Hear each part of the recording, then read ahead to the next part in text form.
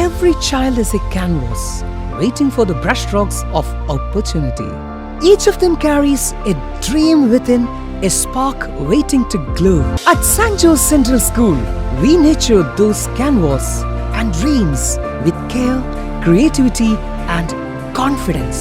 Admission open for the academic year 2026-27. ഭാരതപ്പുഴയുടെ മാറുപിളർന്ന് ഷൊർണൂർ ചെറുതുരുത്തി തടയണയിൽ മണൽ കൊള്ള തകൃതി.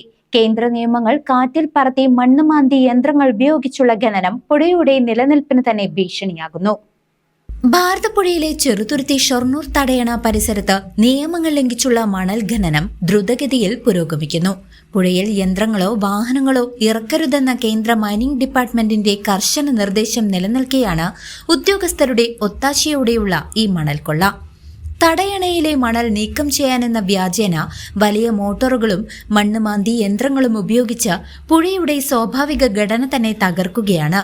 ഇത്തരത്തിൽ ഖനനം ചെയ്യുന്ന മണൽ സമീപത്തെ പറമ്പുകളിൽ മല പോലെ കൂട്ടിയിട്ട ശേഷം തമിഴ്നാട്ടിലേക്ക് ഉൾപ്പെടെ കടത്തുന്നതായാണ് വിവരം. എത്ര അടി താഴ്ചയിൽ മണലെടുക്കണമെന്ന നിബന്ധനകൾ പോലും പാലിക്കാതെയാണ് സ്വകാര്യ കമ്പനിയുടെ ഈ നീക്കം. ഇത്തരത്തിൽ അശാസ്ത്രീയമായി മണലെടുത്താൽ ഭാരതപ്പുഴ വൻ അപകടത്തെ അഭിമുഖീകരിക്കേണ്ടി വരുമെന്നും അധികൃതർ അടിയന്തരമായി ഇടപെടണമെന്നും friends of Bharathapuzha general secretary Vinod Nambiar ആവശ്യപ്പെട്ടു. ഭാരതപ്പുഴയിൽ ശരിക്കും തടയണകളെ കേന്ദ്രീകരിച്ച് അശാസ്ത്രീയമായിട്ടുള്ള മണലെടുപ്പ് നടന്നുകൊണ്ടിരിക്കുന്നത്. പ്രത്യേകിച്ച് ചെറുതുരുത്തിയിലും പിന്നെ വെളിയങ്കലിൻ്റെ കൂട്ടക്കടവിൻ്റെ പ്രദേശങ്ങളിലുമായിട്ട് മണലെടുപ്പ് നടക്കുന്നുണ്ട്. ശരിക്കും സെൻട്രൽ ഗവൺമെൻറ്റിൻ്റെ സാൻഡ് മൈനിങ് ഗൈഡ് ലൈൻസ് പ്രകാരം ശരിക്കും പുഴയിൽ ഒരു തരത്തിൽ വാഹനങ്ങൾ ഇറക്കിയിട്ട് മണൽ വരാൻ പാടില്ല എന്നുള്ളതാണ് ആ ഗൈഡ് ലൈൻ പറയുന്നത്. പക്ഷേ ആ ഗൈഡ് ലൈനൊക്കെ വിരുദ്ധമായിക്കൊണ്ടാണ് JCB ഇറക്കിയിട്ട് മണൽ വാരിക്കൊണ്ടിരിക്കുന്നത്. ഒന്ന്. രണ്ട്, ശരിക്കും ഗവൺമെൻറ് പറഞ്ഞ പ്രകാരം കേരളത്തിലെ നദികളിലെ മണലെടുപ്പുമായി ബന്ധപ്പെട്ടുകൊണ്ടുള്ള പ്രോസസ്സ് സ്റ്റാർട്ട് ചെയ്തിട്ടില്ല എന്നുള്ളതാണ് അറിയാൻ കഴിഞ്ഞത്. പക്ഷേ ഇത് പ്രളയത്തിന് ശേഷം വന്നടഞ്ഞ ചളികളെ മണൽ നീക്കാൻ ഈ ഭാരതപ്പുഴയുടെ ഉള്ളിലുള്ള സ്ട്രക്ചേഴ്സിനെ ബലപ്പെടുത്തുക എന്നുള്ള രീതിയിലാണ് അതിൻ്റെ കാച്ച്മെൻറ്റ് ഏരിയയിൽ, അതായത് ഡാമുകളുടെ ചെക്ക് ഡാമിൻ്റെ മേൽഭാഗത്ത് നിന്ന് മണലെടുത്തുകൊണ്ടിരിക്കുന്നത്. പക്ഷെ പല പ്രദേശങ്ങളിലും കൂട്ടക്കാട് പോലുള്ള പ്രദേശങ്ങളിൽ താഴെ ഭാഗത്തുനിന്നും കൂടി മണൽ വാരുന്നുണ്ട്. ശരിക്കും അത് ഇത്തരത്തിൽ അശാസ്ത്രീയമാണ്. പിന്നെ എത്ര എടുക്കാമെന്നോ എത്ര എടുത്തു എന്നോ വ്യക്തമായിട്ടുള്ള ഒരു അളവുകളോ കണക്കുകളോ ലഭ്യമല്ല ശരിക്കും.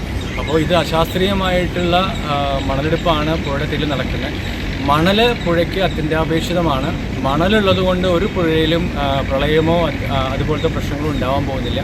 എന്നാൽ പരിപൂർണമായിട്ട് മണലെടുക്കേണ്ടതെന്നും എവിടെയും നമ്മൾ പറയാറില്ല. ശാസ്ത്രീയമായ പഠനത്തിന് ശേഷം സാൻഡ് അസസ്മെൻറ്റിന് ശേഷം ആ അസസ്മെൻറ്റിൽ കിട്ടിയ അത്രയും അളവുകൾ മണൽ നീക്കുന്നതിന് ഒരു ബുദ്ധിമുട്ടില്ല. പക്ഷേ അശാസ്ത്രീയമായ രീതിയിൽ കോടിക്കണക്കിന് രൂപ വില വരുന്ന മണൽ പുഴകളിൽ നിന്ന് എടുത്തു മാറ്റുമ്പോൾ ആ പുഴകൾക്കുണ്ടാവുന്ന ആഘാതങ്ങൾ ഭാവിയിൽ ഈ പ്രദേശത്തെ വെള്ളത്തിൻ്റെ പ്രശ്നങ്ങൾ അതിരൂക്ഷമായ രീതിയിലുണ്ടാവും. CCV news Cheruthuruthy.